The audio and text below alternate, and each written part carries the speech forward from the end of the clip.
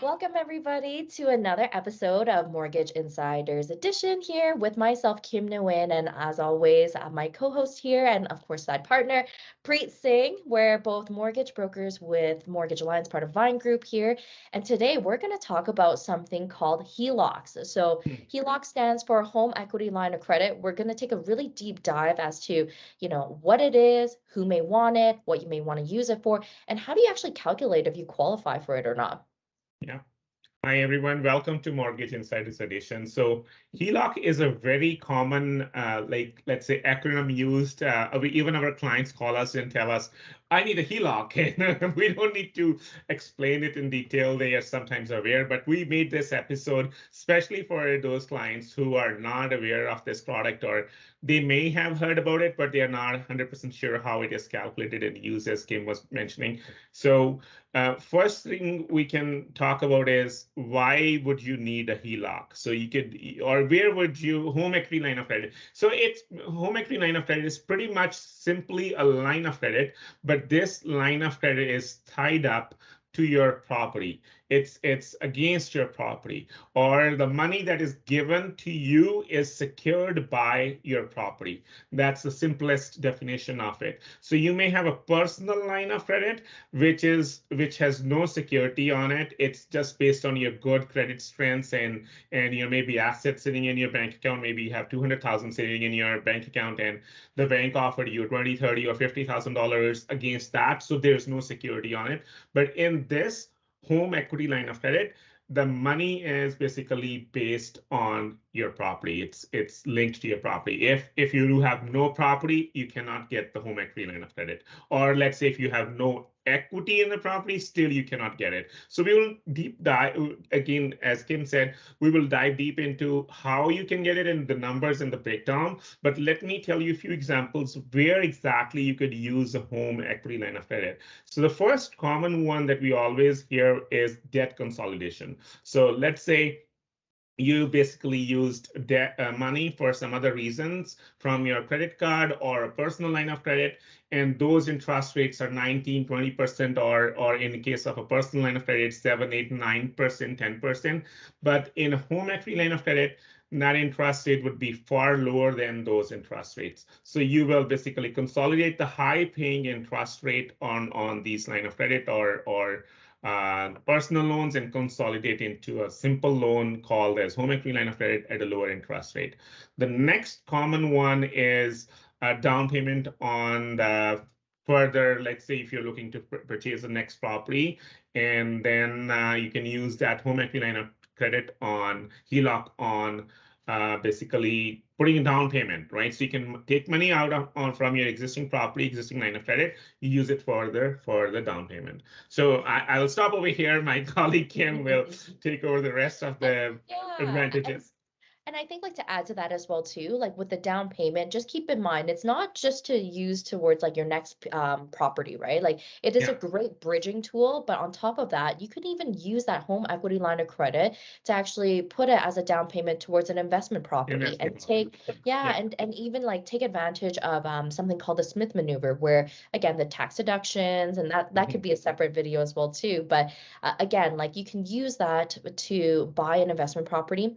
On top of that too, some other common uses that we've seen, especially if you have a significant amount of equity in your home that you want to take out, is we've seen clients take it out for their children's education, because we all know that putting your children through university, again, it's not cheap, right? It is very, very expensive.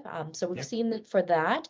We've seen it for clients who want to buy a vehicle, because again, in today's day right now, in today's economic situation, buying a new car, a used car, the interest rates are quite high. They're almost as high as your credit card in some cases. But if you have equity in your home, you can leverage that to buy a new vehicle. The other thing that I've seen actually as well too is medical expenses. So if a family member is going through some stuff, or even for yourself where you're going through a medical situation where again too, cash can be a little bit tight because you're not fully working, the home equity line of credit could be a really good solution, because when you do use a home equity line of credit, the minimum payments is always based on what you use, and it's always based on interest only. So it could be a really great way for you to have a little bit of cash flow, just manage your cash a little bit better just in tough times. So it is one of the common things that I have seen recently as well too. Yeah, and I like other thing that I really like about this product is it's continuous. It's there as long as you have your property, whichever property it could be. Home equity line of credit can be got like you get it against a rental property. It could be against your principal residence property, right? So as long as you have the owner of that property, you can recycle this money, pay it back, reuse it again for any number of reasons that we basically talked about, or there could be any other potential reasons, right? So moving further, how you get it. So this is again a full application. You have to do a full credit application, which means we will need to see your income. Down payment is not required in this scenario, and credit check will be required. And or if you have another properties, like let's say if another rental properties, we will need to do rental analysis. So in short, you will have to do full analysis of your credit standing or worthiness at that time, at that moment, right? So that is basically how you will basically get it. There's no easy way to get it. Like if you need it, then you will have a mortgage. Let's say if you currently have a mortgage when you became a homeowner first time, and 10 years or 5 years later, you are looking for any money for any reasons, then you would have to approach us as a broker, and we could basically do a separate application and get you a home equity line of credit at that time. Or we could review your whole scenario and see if we could merge your existing mortgage with the new request and provide you a better product. And there are many different lenders who are basically giving you better products, which are a combination of a mortgage and a line of credit also. So that is a continuous product again.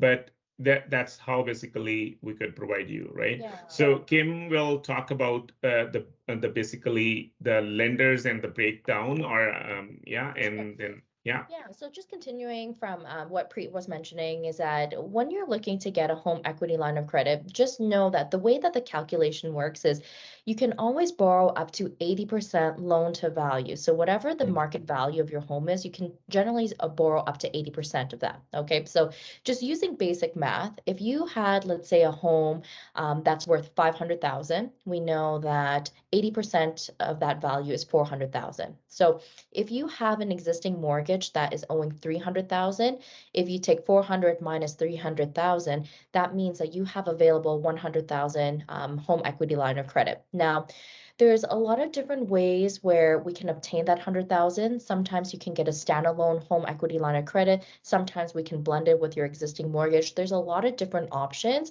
So that's why I always recommend to kind of talk to a professional just to kind of figure that stuff out. Now, in some cases, like one myth I will break down is that I know some clients have said, Kim, I've gone back to my lender. They said that I need to pay it out or whatever the case is to get a line of credit. That's not essentially true, right? There are other solutions. We do have lenders that will offer like a standalone home equity line of credit. They won't touch your first position mortgage. They'll leave everything status quo. So for those of you who've had a really good interest rate and you don't want to touch it or break that mortgage in any way, shape, or form, you can leave it. We can set up a second position. And again, we have lenders that offer that. And again, if you don't qualify with the traditional A lenders, we could always look into B lenders. We could also look into private lenders as well too. There are definitely options for you, especially if you have equity in your home. Yeah. So equity is the key thing in this whole HELOC example. If their equity is not there, as Kim gave you example of 500K, which is a modest number, and let's say your mortgage is only 300,000. So that basically gives you right away an idea that there is equity that you can definitely pull out. If you are right on the mark, let's say your mortgage balance in the same example is $400,000. Technically, yes, you have $100,000 equity, but you cannot cash that equity until you sell that property.